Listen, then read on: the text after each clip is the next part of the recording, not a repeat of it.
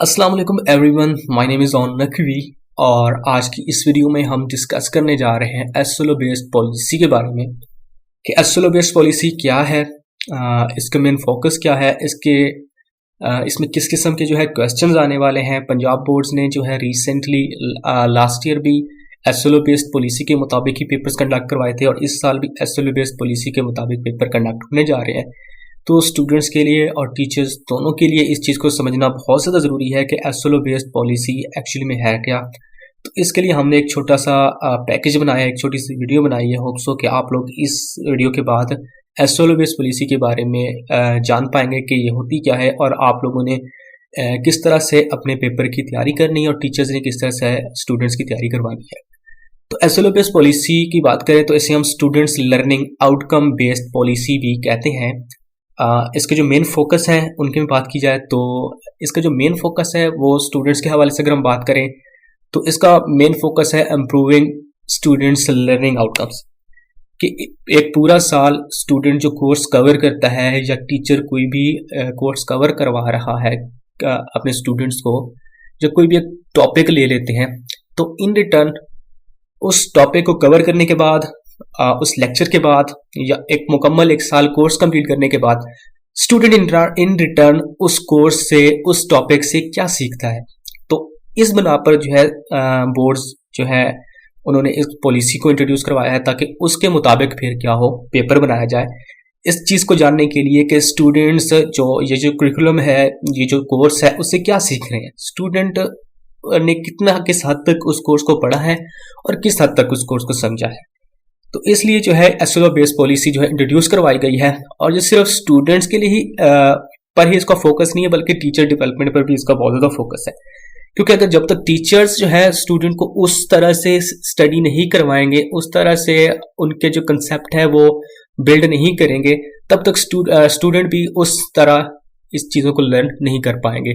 तो teacher development भी बहुत ज़्यादा ज़रूरी है। तो इसलिए एसएलओ बेस्ड पॉलिसी को इंट्रोड्यूस कराया गया ताकि ना सिर्फ स्टूडेंट जो है उनकी लर्निंग आउटकम्स को इम्प्रूव किया जाए बल्कि टीचर को भी डेवलप किया जाए, टीचर के अंदर भी ऐसी सलाहियतें लेकर आए कि वो जो है स्टूडेंट को अच्छे तरीके से कंसेप्चुअल जो है तरीके से पढ़ा सके। तो अगर हम इसकी अप्रोचेस की बात करें तो यहाँ पर 3 टाइप ऑफ अप्रोचेस हैं। अगर हम एसएलओ बेस्ड पॉलिसी की बात करें, यहाँ पर जो है क्वेश्चन आएंगे जो कि इस बार सालाना इम्तिहान के अंदर एनुअल जो हमारे पास एग्जामिनेशन होने वाली उनके अंदर नॉलेज बेस्ड क्वेश्चन होंगे आपके पास सबसे पहले, दूसरे नंबर पर अंडरस्टैंडिंग बेस्ड होंगे और तीसरे नंबर पर हमारे पास एप्लीकेशन बेस्ड। इन 3 किस्म के जो है ये क्वेश्चन जो है आपके पास आने वाले हैं। तो हम इनको बारी बारी जानने की कोशिश करेंगे कि नॉलेज बेस्ड क्वेश्चन क्या होते हैं, अंडरस्टैंडिंग बेस्ड क्वेश्चन क्या होते हैं और एप्लीकेशन बेस्ड क्वेश्चन क्या होते हैं। तो सबसे पहले हम बात करते हैं नॉलेज बेस्ड के बारे में। तो नॉलेज बेस्ड इसकी बात करें तो ये एक्चुअली में जो स्टूडेंट बुक के अंदर चीज़ों को पढ़ता है, जो नॉलेज बुक के अंदर मौजूद है, मतलब ये हम कह सकते हैं बुक की ही लाइंस में से आपके पास क्वेश्चन आएंगे और इसका जो टोटल वेटेज होगा आपके पेपर के अंदर 50% होगा, जो कि एनुअल एग्जामिनेशन के अंदर जो एनुअल पेपर आपके पास होने वाला है बोर्ड की तरफ से उसके अंदर 50% जो क्वेश्चन होंगे वो नॉलेज बेस्ड होंगे, मतलब बुक की ही लाइंस में से होंगे।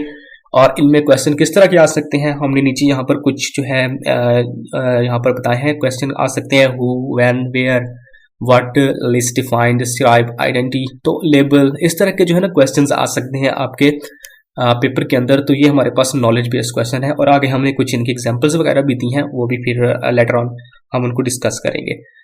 तो इसके बाद हम बात कर लेते हैं नेक्स्ट में हमारे पास जो क्वेश्चन आते हैं वो होते हैं understanding based. Understanding based means के एक स्टूडेंट ने एक कोर्स कवर किया है, एक टॉपिक कवर किया है, तो उस टॉपिक से स्टूडेंट ने कितना अंडरस्टैंड किया, उसको कितना उस टॉपिक को उसने समझा है। मतलब इसको हम कह सकते हैं कि ये कंसेप्चुअल बेस्ड क्वेश्चन होते हैं। किसी भी टॉपिक में से जो कंसेप्ट है उसके रिलेटेड वो जो है क्वेश्चन निकालेंगे बोर्ड वाले और इसका जो वेटेज है, टोटल वेटेज हम बात करें तो 35% जो आपका पेपर होगा वो जो होना है आपका एसएलओ बेस्ड होना है अंडरस्टैंडिंग बेस्ड क्वेश्चन के हवाले से। तो इसमें ये नहीं कि सिर्फ आपके पास एक ही किस्म के क्वेश्चन होंगे, एमसीक्यूज भी आपके पास अंडरस्टैंडिंग बेस्ड हो सकते हैं, आपके पास शॉर्ट क्वेश्चन भी अंडरस्टैंडिंग बेस्ड हो सकते हैं और आपके पास लॉन्ग क्वेश्चन भी अंडरस्टैंडिंग बेस्ड हो सकते हैं। तो आपने अपनी तैयारी इस हवाले से जो है पूरी रखनी है।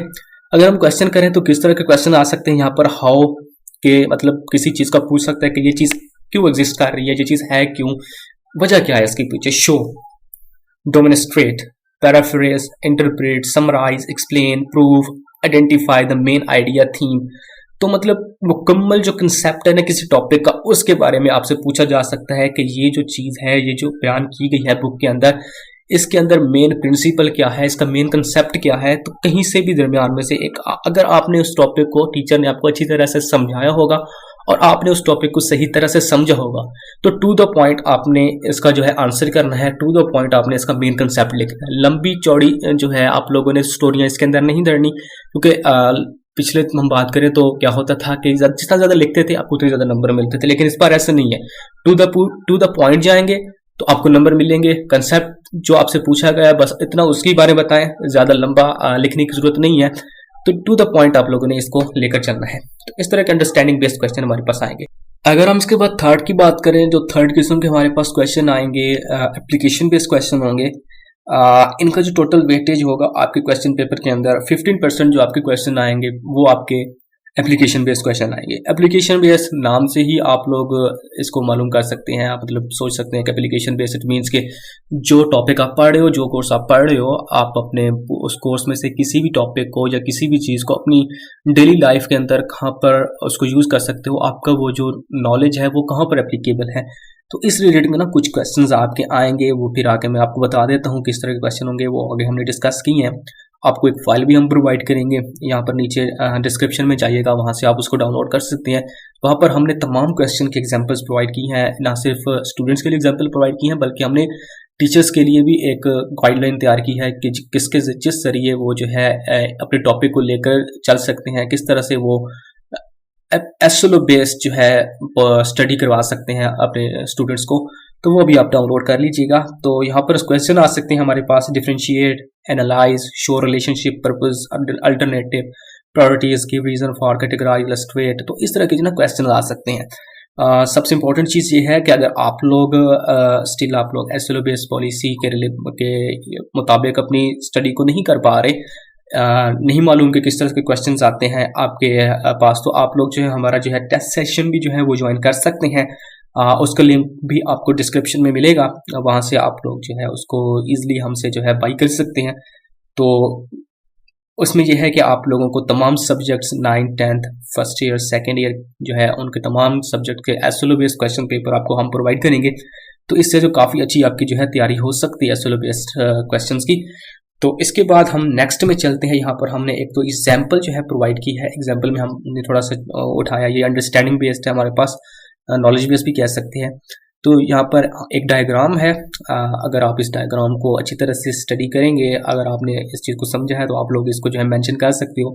यहाँ पर पार्ट्स को आपने लेबल करना है और साथ में जो है name the type of vegetation propagation and give example. तो यहाँ पर आपने वेजिटेशन प्रोपगेशन और गिव एग्जांपल इनके नेम देने हैं उनके टाइप के।